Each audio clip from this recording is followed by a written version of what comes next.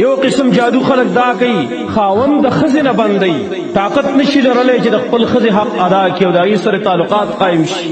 نه ته بلاړ شي وایي مولوي صاحب چې 100 روپۍ غواړې خو چې دا جنې راپسې کور ته راولي نو د ایمان نه ځان خلاص کړي. جادوګر خو ډېر ایمان نه خلاص شوی دم ځان د ایمان نه خلاص.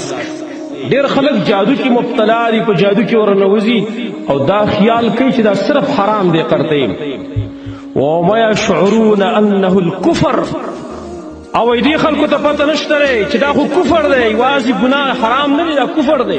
بیا وایي وفي عقد المرء عن زوجته یو قسم جادو خلق دا کوي خاوند د خزنه بندي طاقت نشي لرلې چې د خپل خزه حق ادا کړي او د هغې سره تعلقات قائم شي. وهو سحر دام جادو دی.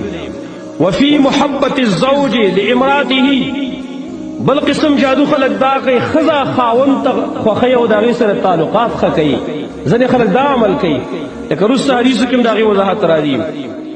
او دارنګې بغض ورسره کله منځ کې پیدا کوي واشباه ذلك او نور داسې د هغې مشابه قسمونه دي بکلمات مجهولة اکثرها شرک وضلال.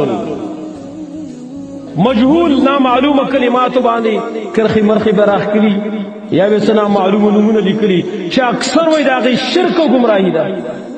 دا امام ذهبي علی زنیم امام ذهبي مورخ اسلام خاص کر دا هلکان نه دا په عشق معشوقه کې مبتلا شي سیب کوشش ډېر وکړي ونشي لاړ شي تعویذګر لا دلته چې ګوره خپل ایمان یړ دی خپل اسلام ته یړ دی دا ورته پته نشته چې څو ورځې زما ژوند دی او بیا زه ختمېږم زه به تلو والی یم که دا کم جنۍ ماله راکوي او که نه راکوي دا هم خاورو له تلو والی ده اوس هم خاورو له تلو والی یم.